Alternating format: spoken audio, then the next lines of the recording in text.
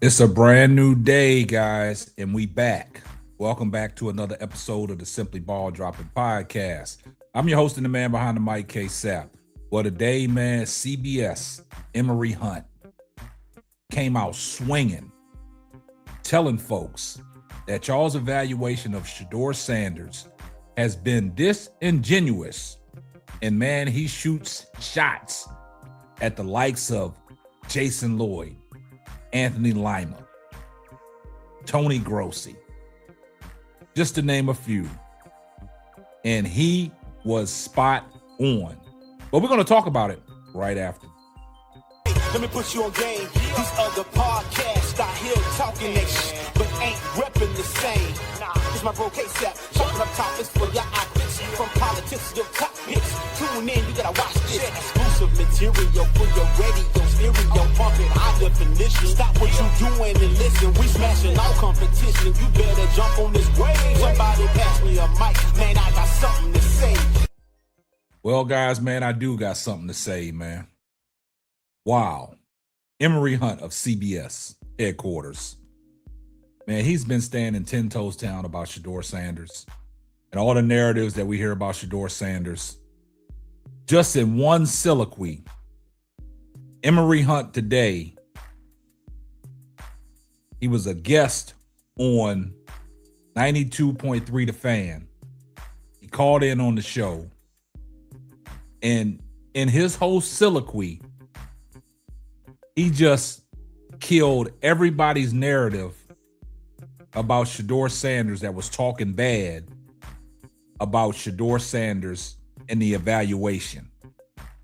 Now that Kevin Stefanski has been fired, all you hear now is people talking about jumping over to the Shedeur Sanders side, giving Shedeur Sanders his kudos, talking about Shedeur Sanders is your best option at quarterback, and they should build around Shedeur Sanders. Just like I've been telling people on this platform, and I'm standing 10 toes down, I've never hedged.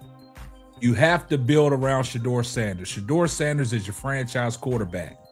And I think people are starting to listen to me now because that's all the talks now, because people are predicating their talks around Shedeur Sanders, saying that he is the best option moving forward.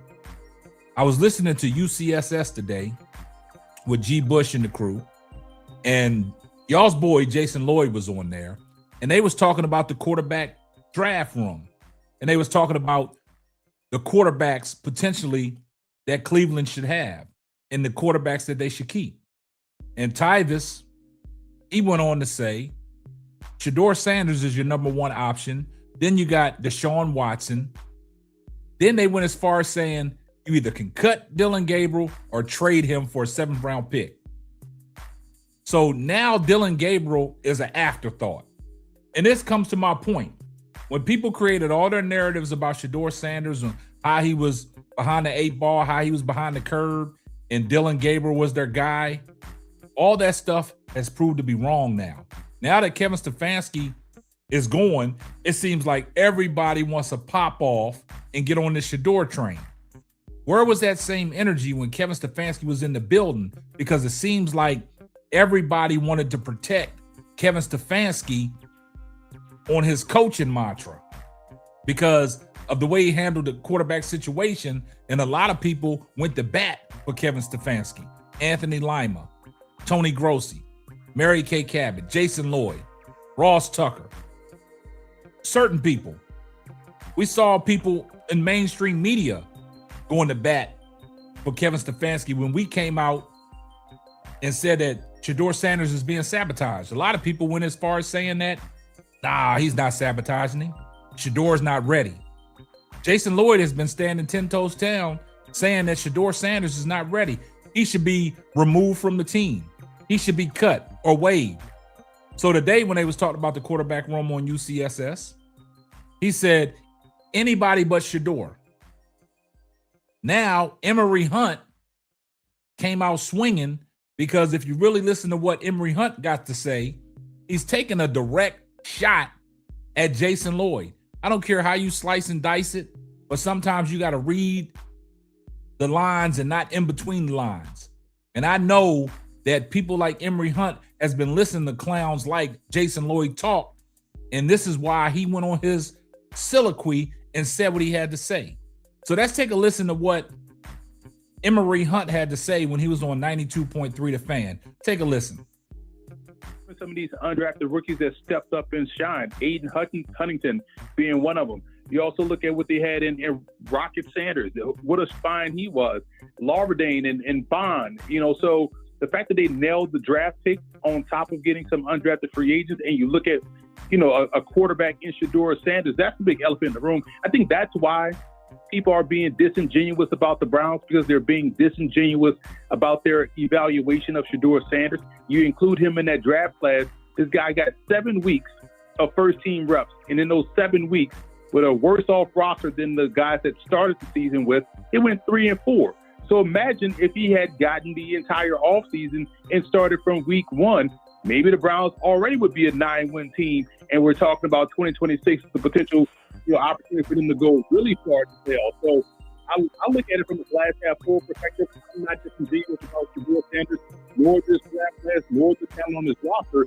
This is a team that can, win a lot of games in 2026 if they start to stockpile the offense like they did this year with the defense. All right, if it's not McCarthy, who's your dream candidate then? Is it a young, unproven head coach with a lot of upside on the offensive side of the ball? Or are you going for someone like even a Mike McDaniel that has experience and can call up plays and do everything else? Or are you going defensive side of the ball and maybe more of a leader of men type guy?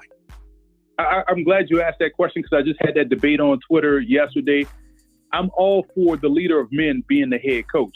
Whether you're an offensive coach or a defensive coach, you have to be a leader of men, and you have to delegate responsibilities and empower your coordinators. Your offensive coordinators should call plays. Your defensive coordinators should call plays. You should handle the game management situation and situational football moments of the game. That's the role of the head coach, because I feel like we've gotten in the media, and I say we've gotten too enamored with the play caller being the head coach. Not everybody is Sean McVay. Everybody can handle that responsibility where you can stay locked in on the game situations while also calling plays. So if we get back from that element of, hey, he has to be the head coach, he's an offensive mind or a defensive mind. If you get a good guy that's a great leader of men, handles situational football properly, and he hires great coordinators, that's the head coach. Now, if we want to talk about Mike McDaniel as an OC, I'm totally with that. So therefore, he doesn't have to worry about the game management. He can totally focus on his offense.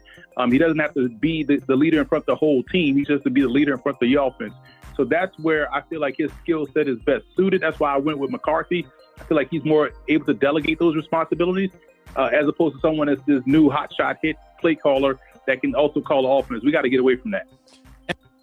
Now, you guys heard what Emory Hunt had to say. I totally agree with him, because he said a lot of people are being disingenuous about the evaluation of Shedeur Sanders. He said Shedeur Sanders is the elephant in the room. So basically, to break it down, Emory Hunt said, look, that draft class that you got last year, these rookies, they're ahead of the curve.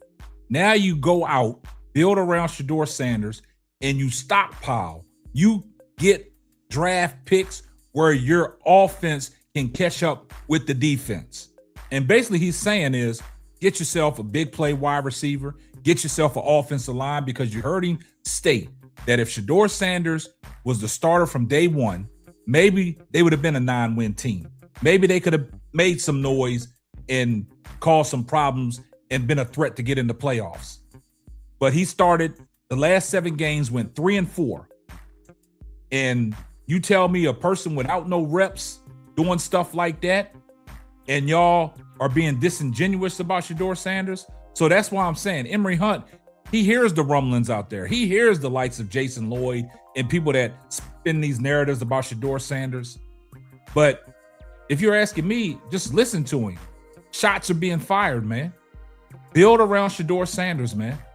He said that Shedeur Sanders, when he got in there as a starter, he didn't have the tools to work with that Joe Flacco had in Dylan Gabriel. And you know what's kind of crazy to me, guys? Dylan Gabriel was an afterthought. Like I said, on UCSS, they was talking about cut Dylan Gabriel, move on from Dylan Gabriel. But Dylan Gabriel, he could be a serviceable backup for somebody if the quarterback goes down and you want to throw Dylan Gabriel in there. But to evaluate the talent of Shedeur Sanders, because like I said, Cleveland got their franchise quarterback. You just got to give him the tools and the weapons to work with. You get him an offensive line, Cleveland would be dangerous. It would be dangerous. And I'm glad that Emory Hunt came out and spoke what he spoke. And he did that on 92.3 The Fan with the afternoon drive. I see everybody in the comments section, #salute. And if you're not subscribed to the channel, do me a favor, hit the subscribe button, turn your post notifications on so you know every time Simply Ball drops another hot banger. Oh yeah, just in case I forgot. Tell a friend to tell a friend. It might not be for you, but it might be for them. And this is going to wrap up another episode of the Simply Ball Dropping Podcast. I'm your host and the man behind the mic, K-Sap. We're going to catch you on the next one. Deuces. Thanks for listening to the Simply Ball Dropping Podcast. Be sure to subscribe, like, and share on all major platforms. That's all, folks.